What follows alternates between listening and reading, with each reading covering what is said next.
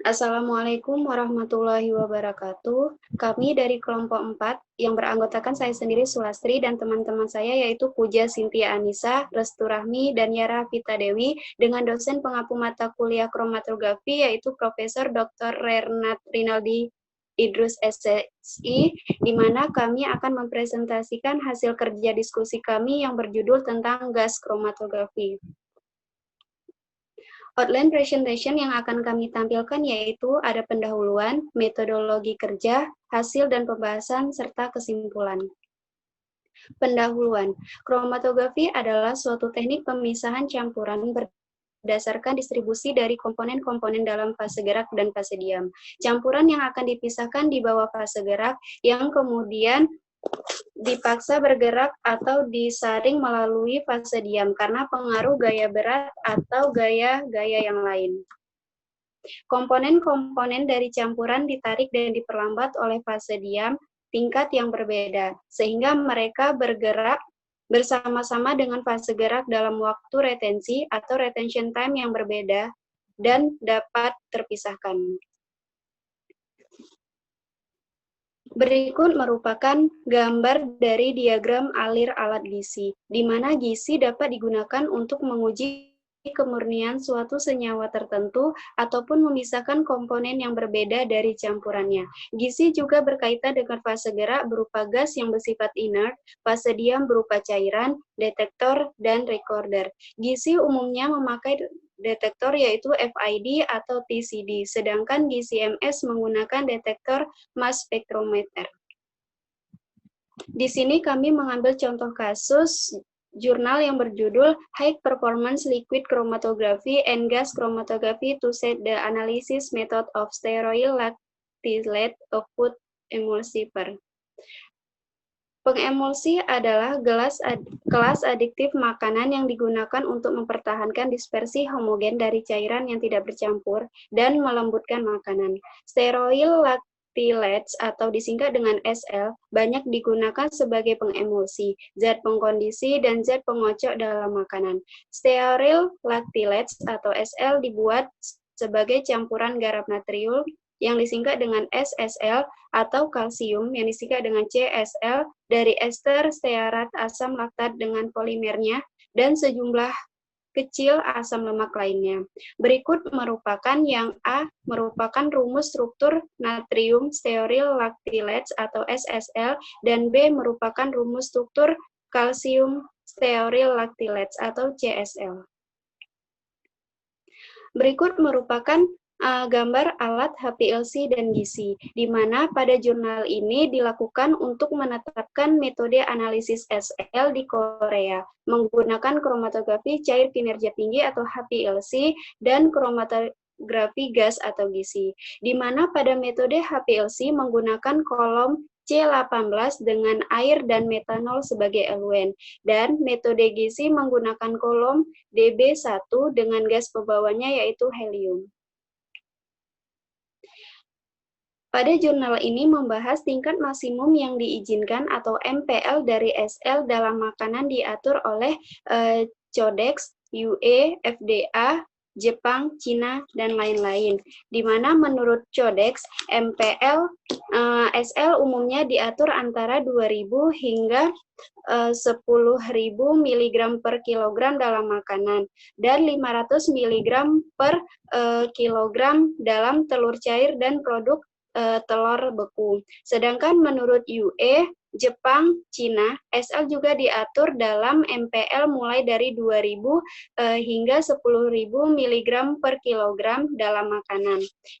Demikian pula, Korea Selatan telah mengendalikan SL dalam makanan selama bertahun-tahun. Namun, metode analisis resmi tidak ditetapkan di Korea untuk mengukur tingkat SL dalam makanan.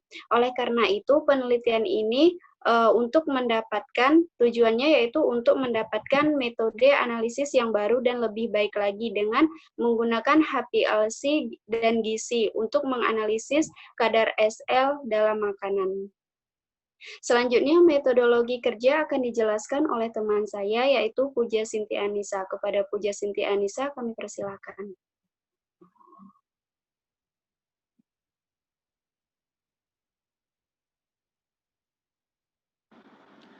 Terima kasih kepada Sulastri. Selanjutnya saya di sini akan membawakan tentang metodologi kerja.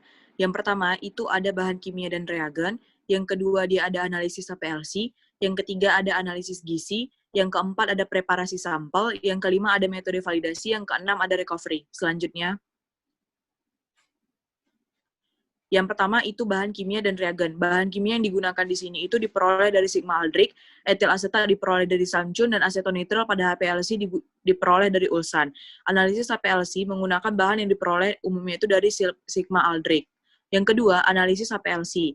Analisis pada HPLC menggunakan kolom C18 yang tergolong kolom nonpolar dengan elusi menggunakan pelarut asetonitrile. Proses deteksi dilakukan pada panjang gelombang 204 nanometer dengan laju alir 13 ml per menit pada suhu ruang. Metode lain untuk mendeteksi XL yang berupa sampel dengan mengkombinasikan asam laktat dan asam lemak untuk mendeteksi XL. Dikarenakan berkaitan dengan makanan, sehingga di sini digunakan asam lemak.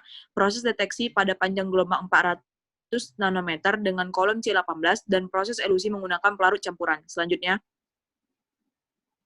berikut merupakan tabel tentang kondisi HPLC yang digunakan pada jurnal yang kami bawakan. Selanjutnya, yang ketiga, analisis gizi. Analisis gizi digunakan untuk analisis SL. Analisis gizi menggunakan gas pembawa helium ataupun hidrogen dengan detektor FID. Metode analisis gizi dimodifikasi untuk resolusi nilai LOD dan LOQ yang lebih tinggi. Tabel 2 itu merupakan tabel kondisi gizi yang digunakan pada jurnal tersebut. Selanjutnya, yang keempat, preparasi sampel. Sampel untuk HPLC dilakukan penambahan HCl, NaCl, dan etil asetat pada sampel. Lalu disentrifugasi 2-3 kali, kemudian didapatkan supernatan, yang kemudian supernatan tersebut akan ditambahkan etil asetat, lalu kemudian dikeringkan dengan gas N2, dan kemudian larutan KOH tersebut ditambahkan pada ekstrak kerik, akan dilakukan permunian lanjutan. Kemudian sampel untuk gizi itu menggunakan metode yang bergantung pada sampel. SL diekstrak dari etil asetat, kemudian dilakukan tahapan pemurnian pada HPLC, yang kemudian akan dilakukan proses deteksi dengan menggunakan gizi. Sedangkan untuk sampel makanan, dilakukan penambahan etil asetat, buffer mass, dan kemudian akan dilakukan proses sentrifugasi, dan hasil supernatan yang didapatkan tersebut juga kemudian dikeringkan dengan menggunakan gas N2, dan hasilnya itu kemudian disaring. Selanjutnya, yang kelima, metode validasi. Metode validasi yang digunakan pada jurnal ini itu berkaitan dengan metode LOD, LOQ, dan linearitas.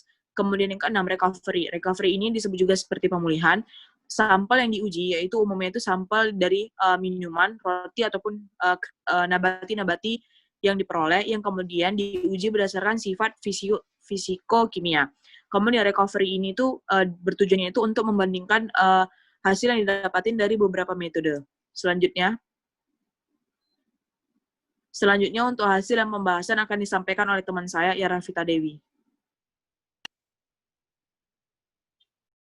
Tentang hasil dan pembahasan. Untuk yang pertama, kita akan analisis HPLC, kemudian analisis gizi, ada validasi metode, dan tes pemulihan dan kinerja keseluruhan. Next.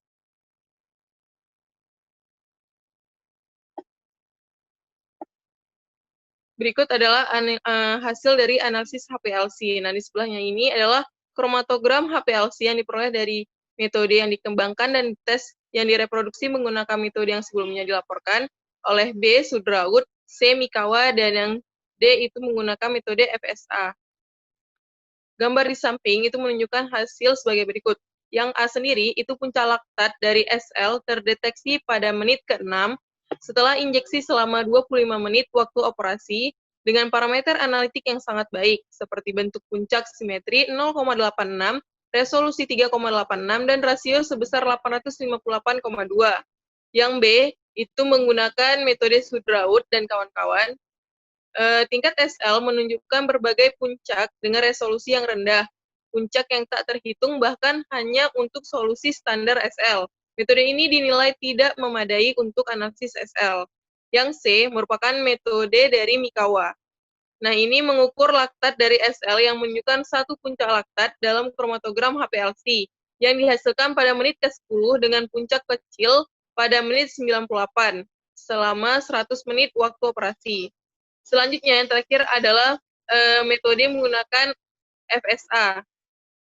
puncaknya itu tersebut menunjukkan Tiling yang simetris, yaitu 0,69 dan rasio 126,89. Nah, dari keempat metode tersebut, belum ada yang menunjukkan hasil yang memuaskan bila dibandingkan dengan hasil dari metode HPLC secara tidak langsung yang baru dikembangkan dalam penelitian ini. Next. Berikut adalah analisis gizi. Nah, di sebelah ini adalah kromatogram gizi yang diperoleh dari A, metode yang dikembangkan dan tes yang direproduksi menggunakan metode yang sebelumnya dilaporkan oleh B, itu Cucu dan kawan-kawan, dan C, menggunakan metode FSA.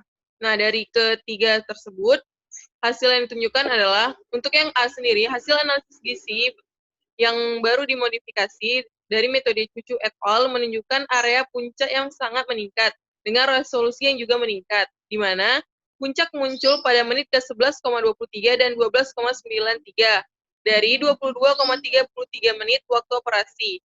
Nah, puncak kecil itu ditunjukkan pada menit ke-11,23, itu diidentifikasi sebagai palmitolaktitat. Dan puncak utamanya itu pada menit ke-12,93 diidentifikasi sebagai SL, dan puncak XL ini menunjukkan rasio 677,5. Yang B itu adalah kromatogram yang direproduksi menggunakan metode gizi dari Cucu et al.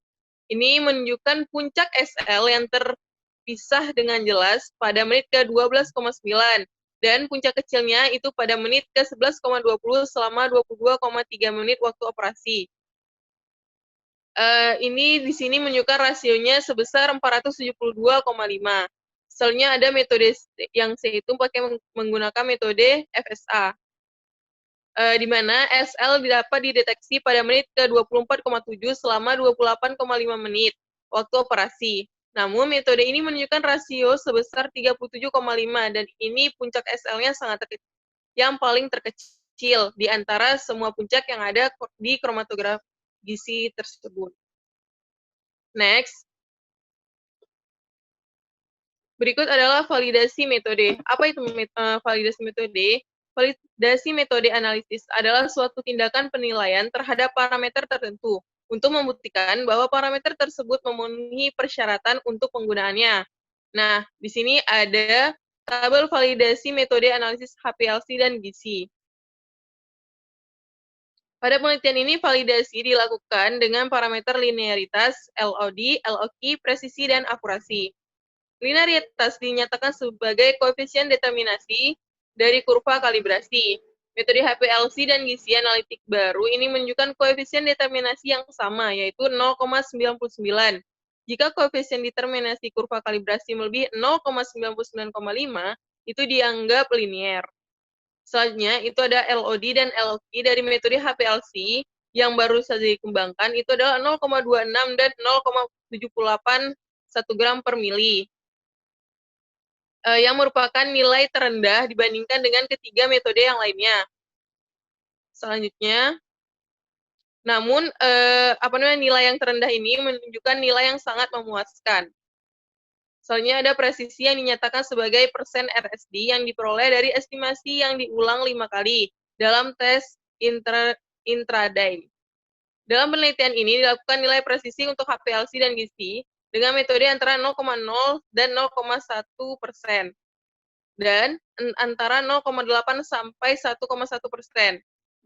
Dalam uji intraday ini, presisi dihasilkan berkisar 0,0 sampai 0,2% dalam metode HPLC. Dan untuk metode gizi, 0,3 sampai 2%. Next. Selanjutnya akan dilanjutkan oleh teman saya, Restu Rahmi.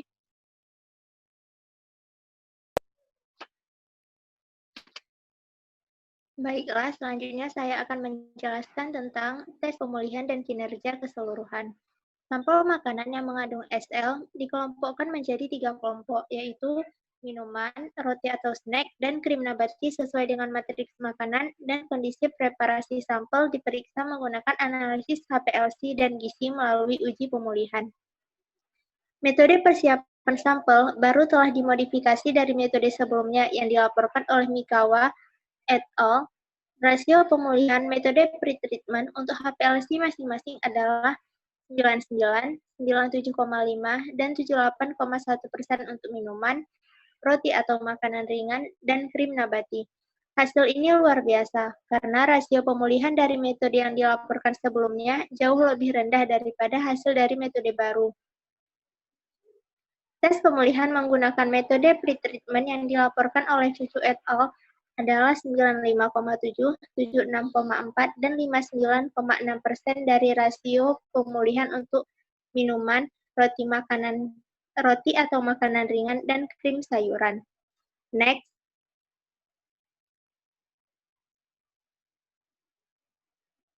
Rasio pemulihan terendah diamati dalam percobaan menggunakan metode pretreatment dari FSA, di mana 76,9, 51,5, dan 47,7% rasio pemulihan diperoleh untuk 3 kategori makanan yang diuji.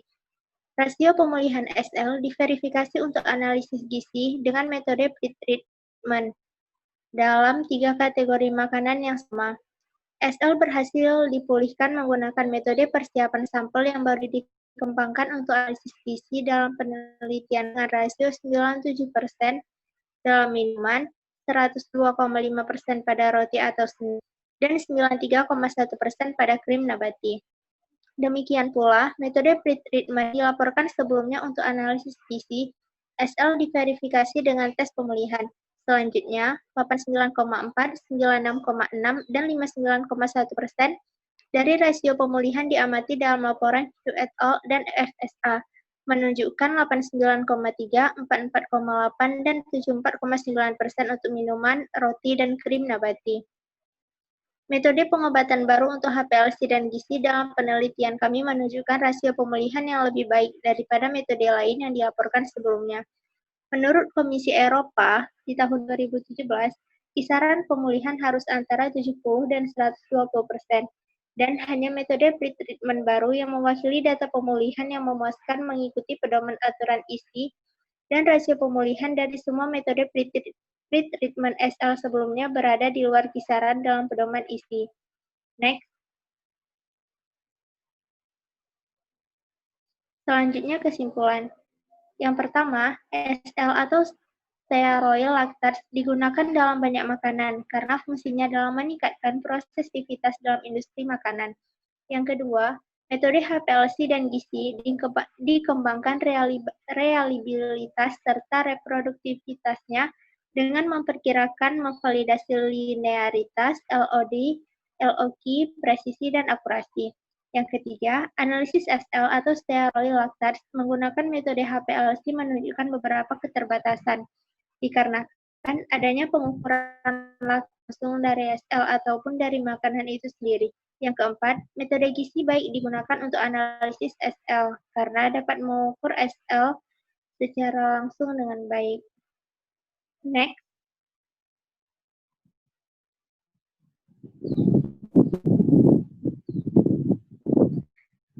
Baik, inilah daftar pustaka yang kami gunakan pada PPT ini. Terima kasih. Demikianlah presentasi dari kelompok kami. Lebih dan kurang kami mohon maaf. Wabillahi taufiq wal hidayah. Wassalamualaikum warahmatullahi wabarakatuh.